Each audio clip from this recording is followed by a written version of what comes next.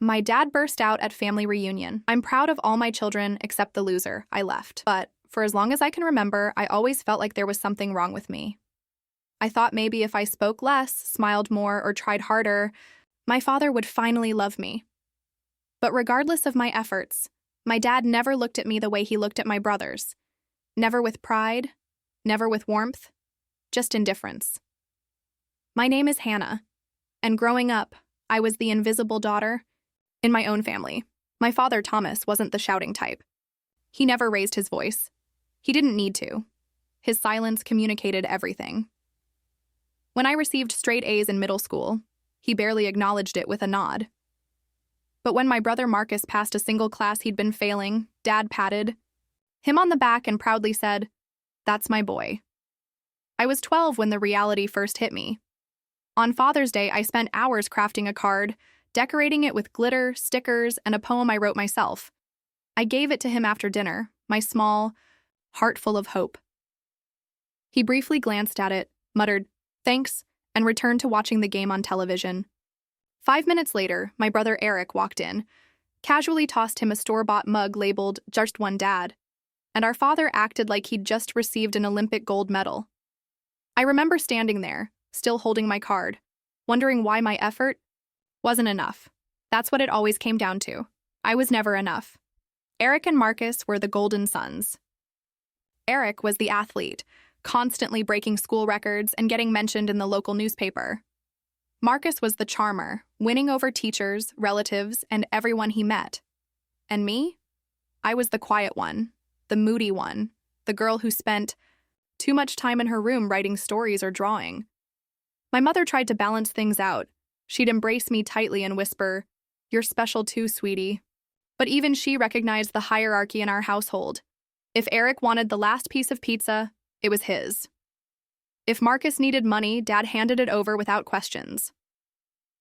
When I once asked for a new sketchbook, Dad replied, "What's the point?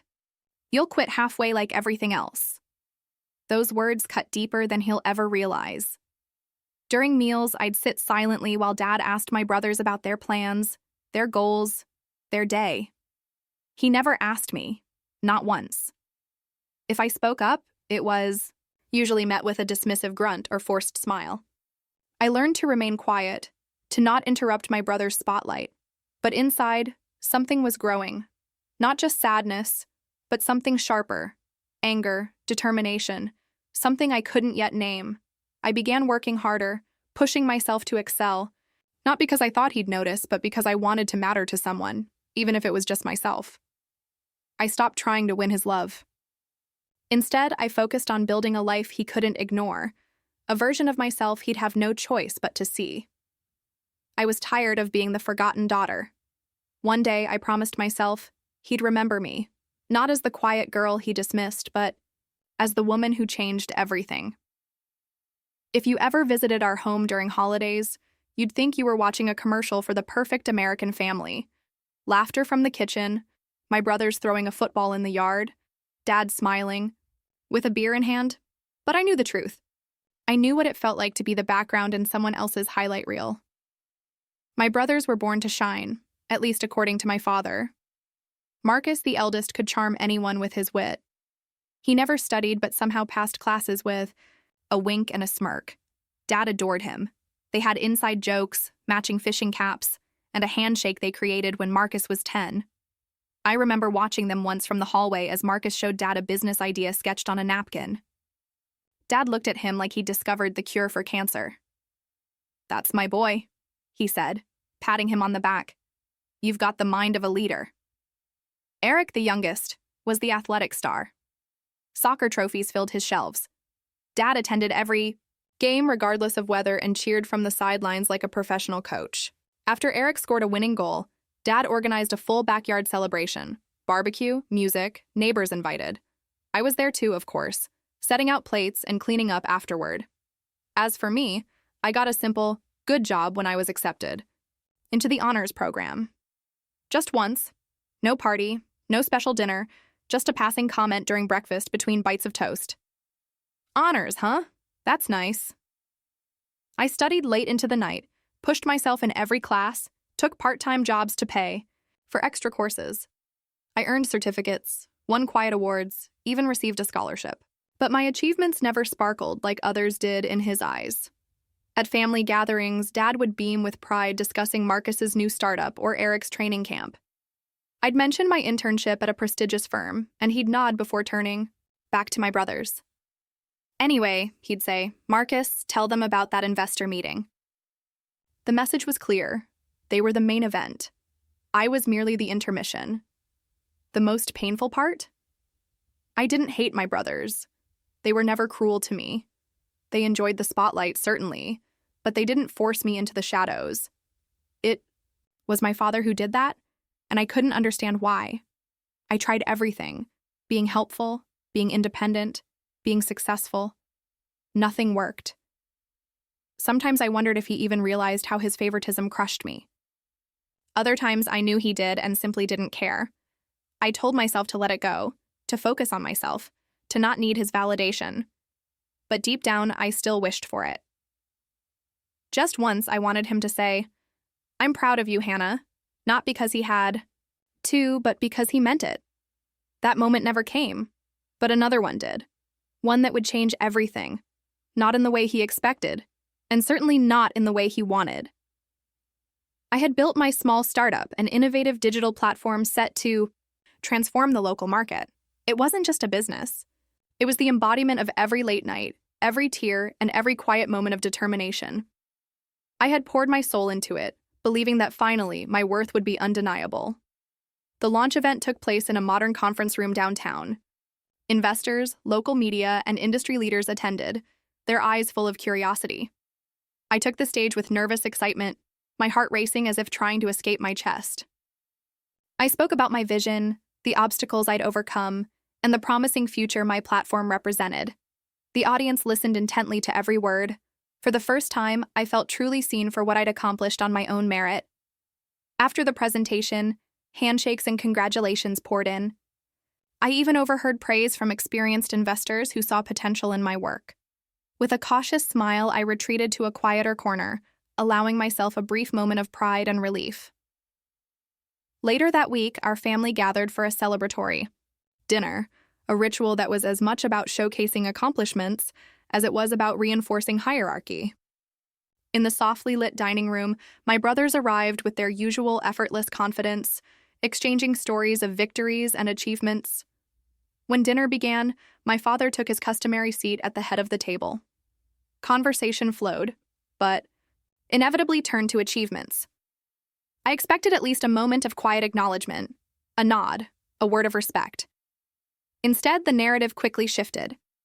Eric hit his third home run this season, my father announced, his voice full of pride, pausing for appreciative laughter. And Marcus, I hear you've sealed another major deal for your new venture. Fantastic work, son. His words rolled out, like rehearsed lines in a family play, each one earning its deserved applause. I cleared my throat, attempting to join the conversation. I've just launched my own venture, I began hopefully, but before I could elaborate, my father interrupted with a dismissive gesture. Yes, we know you're busy, dear, he said lightly, as if referring to an insignificant chore. The room fell into an awkward silence. A few nods were exchanged, but no one acknowledged my intended announcement of success. That brief dismissal, that cold interruption, sent a shock through me. I remembered countless times when I had shared my small victories, only to have them reduced to background noise, overshadowed by my brother's loud accolades. In that moment, the weight of every ignored effort, every dismissed compliment, and every unspoken disregard crashed down like a tidal wave. A seed of change had been planted. Sitting there amid the celebration for my brothers, I felt a fierce clarity. I realized that no matter how high I climbed or how many milestones I reached, I would never be acknowledged by the person whose approval I had craved for so long. It was in that heart-shattering instant that I understood I could no longer play the quiet role in this tragic family drama. I would build a life so brilliant, so undeniable, that he could no longer dismiss me. And if he continued to steal my moments, perhaps he'd finally face the consequences of his endless favoritism. After that dinner, something inside me shut down. Not out of anger, but clarity. I stopped trying, not in the sense of giving up, but in the sense of no longer seeking approval that would never come. I didn't argue, didn't explain, didn't ask to be heard anymore. I simply went quiet. I started spending less time at family gatherings and more time focused on my goals. I moved out of the city, rented a modest but peaceful apartment on the edge of town, and immersed myself in my work as if it were oxygen. The startup that my family barely noticed became my world. It didn't generate much income initially. Some weeks. Dinner was just toast and instant coffee. I had to take freelance projects to stay afloat. There were nights I cried quietly under my desk, questioning if I was even capable of success. But for every doubt, there was a flicker of determination. I had no one applauding me, no one encouraging me, but I was finally building for myself. I learned to fix problems, write pitches, handle rejections, and pursue clients with the hunger that only someone accustomed to being overlooked could understand. Sometimes I would scroll through social media and see photos of Marcus at business, conferences with Dad beside him, or Eric holding another trophy with a caption about making the family proud. I'd feel that familiar sting, like a wound reopening, but I didn't let it stop me. Instead, I'd take a deep breath, close the app, and return to work.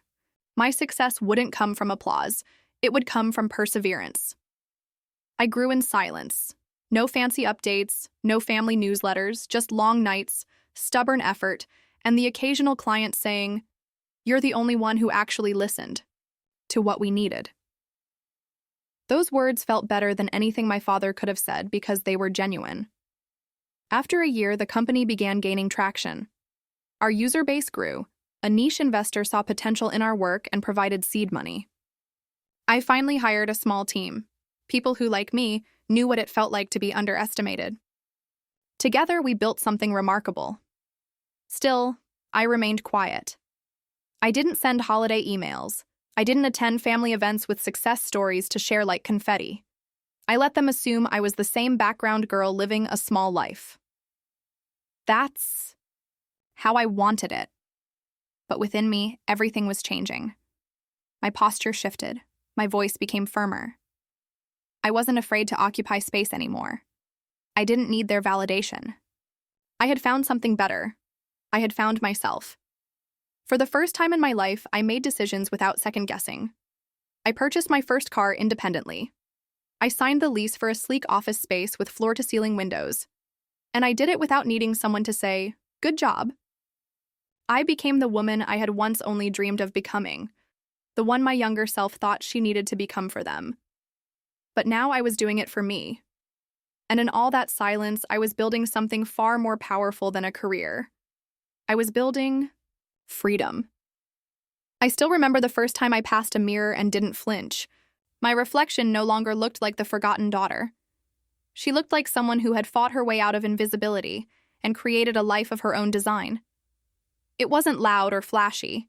It was quiet strength, the kind that doesn't beg to, be seen but cannot be ignored. And soon, they wouldn't be able to ignore me either, not after what I was about to do. I hadn't been home in almost 2 years, not for birthdays, not for holidays, not even for obligatory phone calls. The silence was mutual. No one reached out to check on me, and I didn't expect them to. That's the thing about being forgotten. You eventually become comfortable with your own absence. But this year, I made a decision. I responded to the annual Father's Day dinner invitation. No explanation, no follow-up, just a simple "I'll be there" in the family group chat. The reactions were a mix of emojis and passive silence. I could almost feel the awkwardness through the screen. The night before, I stood in a dealership showroom signing paperwork for a sleek black luxury car under a different last name, one I had legally adopted after launching my business. They wouldn't even recognize it. None of them had ever asked what I was doing or who I was becoming. Next to me sat a small black envelope with crisp edges and heavy, expensive paper. Inside was a single legal document that would change everything. Father's Day arrived. I dressed carefully, not to impress, but to remind myself who I had become. Confidence in every inch of fabric, power in every step. When I pulled into the driveway, the car's engine purred like a warning. My siblings were already there, clinking glasses and laughing on the patio. Dad sat at the head of the table, grinning widely, drink in hand. playing his favorite role. Perfectly. His eyes flickered toward me, and for a moment confusion broke through his usual smugness. Then a smile. Well, look who finally decided to show up. Everyone turned. I could feel their surprise and judgment settle into the air. I smiled politely. Hi, everyone. Happy Father's Day, Dad. The dinner proceeded with the same forced laughs and subtle jabs. Marcus talked about his new condo. Eric bragged about another promotion, and Dad nodded and beamed like a king surrounded by princes. Then came the moment. I stood up slowly, the quiet drawing everyone's attention. I brought something. For you, I said, looking directly at Dad. I walked outside, leaving the door open behind me. Moments later, I drove the luxury car into the driveway, sleek, black, impossible to ignore. I got out, walked back inside, and placed the small black envelope on the table in front of him. For you, Dad. Happy Father's Day. Gasps rippled through the room. Is that a car? Marcus asked, squinting toward the driveway. Eric leaned forward. Wait, you bought that? Dad looked from the keys to me, completely stunned. He picked up the envelope, his fingers trembling slightly. What's this? Just open it, I said quietly, my voice calm and steady. Everyone leaned in as he removed the paper. For a second, his expression didn't change. Then his eyes darted over the page, and slowly his face drained of color. His jaw clenched. What is this? He barked, now glaring at me. I gave him a long, unreadable smile. Read it carefully. You'll see. With that, I turned, walked out the door, and got into the car. I drove away as the shouting started behind me, because that envelope contained the ownership document of the company that had just acquired the firm where he worked. His job, his pride, his status, all now under my control. Happy Father's Day indeed. The house looked the same, tastefully decorated, spotless, cold.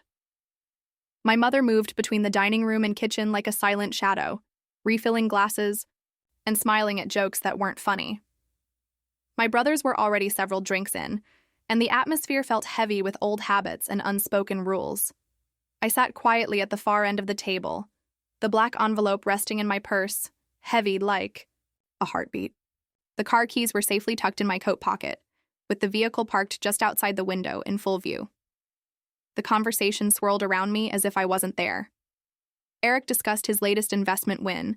Marcus joked about people who still rent apartments, and Dad, of course, nodded approvingly, absorbing the pride like sunshine. So how's business, Dad? Marcus asked, raising his glass. Dad chuckled. Busy as always, but you know, not everyone is built for this kind of pressure. Takes real backbone. He looked at Eric. Good thing I have two sons who aren't afraid to lead.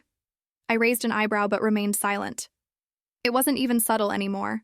Then he glanced down the table toward me. I could feel the moment shift before he even opened his mouth.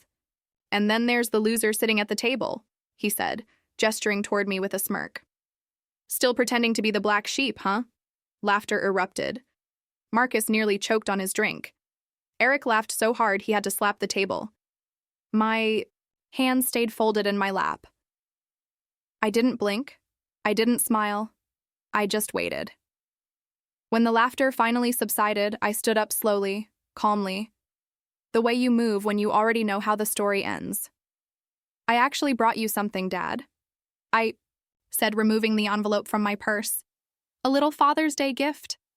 The room grew still. Even the air seemed to pause. I walked down the length of the table and placed the envelope directly in front of him. He looked at it, puzzled.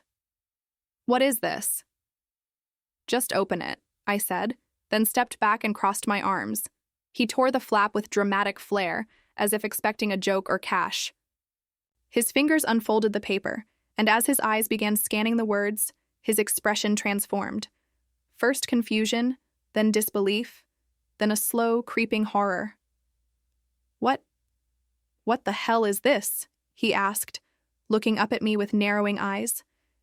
You remember Anderson Tech, the company you've worked at for the last 10 years? I said softly. It's under new ownership. A beat of silence. I bought it, I continued, through a silent acquisition effective last week. The silence was immediate, deafening. I leaned in slightly and added, "So no, I'm not the loser at the table. I'm the woman who just became your boss's boss." His mouth opened, but no words emerged. Marcus looked pale. Eric dropped his fork. "And that car out front," I said, glancing toward the window. "That was part of the presentation, but I'll be taking it with me now." I turned without waiting for permission, walked outside, and slid into the driver's seat. The engine roared to life, and just as I pulled away, I heard it. His scream from the open front door.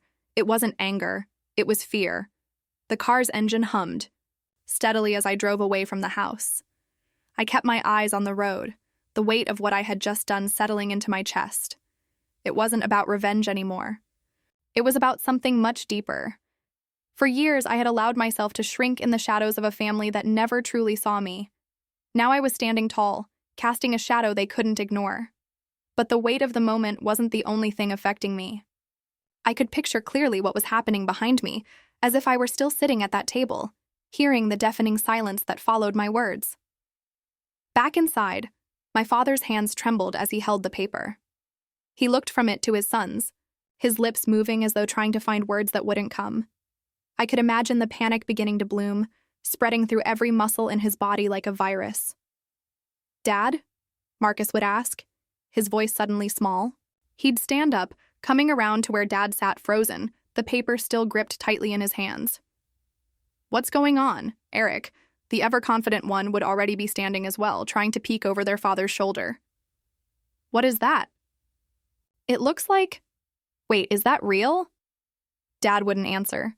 His eyes would be fixed on the document, his fingers skimming the words but failing to comprehend them. The document contained simple enough language, but for him, it represented a death sentence. Finally, Marcus couldn't bear the silence any longer. "Dad, what does it say? What's happening?" Dad would look up, his face pale, his mouth opening and closing as if he couldn't catch his breath. It's a transfer of property," he'd mutter, his voice weak. "A reversal of assets. All of it, the company, the house, my shares." The panic in his voice would be unmistakable. His sons would freeze. Eric would blink in disbelief. "Wait, you're telling me this? This document means she owns everything?" The realization would hit them like a physical blow. The silence would deepen. Not awkward this time, but suffocating. My father had always been the pillar, the one everyone turned to for stability. But now he'd be the one faltering, his empire crumbling before his eyes. His sons would have no idea how to process it. Marcus would stagger back from the table, his face flushing red. How could she do this?" he'd hiss, his voice rising in anger. She's nothing. We're the ones who worked for this. How could she, Dad?" Dad would raise a shaking hand, his mind still trying to grasp the magnitude of what had just happened. She's not nothing," he'd say, his voice breaking. "She's everything." Eric's eyebrows would furrow, his earlier arrogance replaced with uncertainty. "What do you mean, Dad? What's going on? How could she?" "She owns it all," Dad would say, barely above a whisper. "She owns the company, she owns the house, everything. Everything I've worked for. It's hers now."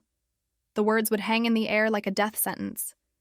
The sons who had once idolized their father, who had seen him as the king of their world, would now face a reality they could hardly comprehend.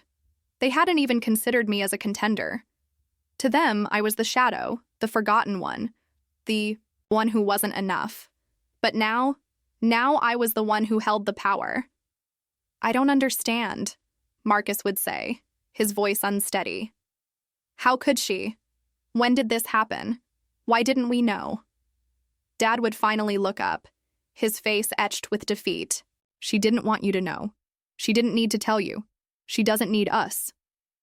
Eric would take a step back, trying to gather his thoughts. "But how did she get this much? How?" "She didn't ask for anything," Dad would say, his voice now cold. "She just took it." The room would be frozen in disbelief, the impact of my quiet, calculated rise settling over them all. For the first time in their lives, my brothers would be forced to confront the reality they had been blind to for years. I was not the failure they thought I was. I was the one who had worked silently, without applause, without validation, and now everything they depended on was mine. My father would release a long, ragged sigh. "She's smarter than I gave her credit for," he'd mutter, barely audible. And I'll never be able to take that back. The fear, the panic, it would all be visible on their faces. But for me, it marked the beginning of something new. The start of claiming my place in the world, not as the forgotten daughter, but as the woman who had finally earned her right to be seen. I didn't look back as I drove away from that house. The weight that had been holding me down for so long, the constant need to prove myself, the hunger for approval that would never come, finally lifted. I had made it, not because they had recognized me, but because I had recognized myself. My phone buzzed with messages. The family was scrambling, trying to figure out what I had done, why I had left so suddenly, and what that paper meant. I knew they would be in shock, especially my father, but I didn't care. I had already taken what I needed from them, the power to stand on my own, to walk away from everything I had once thought I needed. I wasn't the girl they always ignored. I wasn't the daughter they thought they could control or dismiss. I was my own person now, free from the chains of their expectations. As the evening progressed, I knew they were probably still sitting there, staring at that paper, trying to comprehend its significance. My father, who had always dismissed my efforts, would now understand what I was capable of. But it would be too late. All those years of neglect, of treating me as second best, had finally caught up with him. The house would never be the same. The balance of power had shifted, and I was no longer the one they could manipulate or overlook. The siblings who had always competed for his affection, who had never seen me as a true equal, would finally understand that I wasn't just a supporting character in their world. I didn't need their approval. I didn't need their love or recognition. I had created a life for myself that didn't depend on them. I was successful, independent, and finally at peace. And when I looked at myself in the mirror, I saw someone who had fought for her place in the world, someone who didn't need to look back to know she had won. The door was closed. I had walked out, but I had also walked into my own future, one that was entirely mine.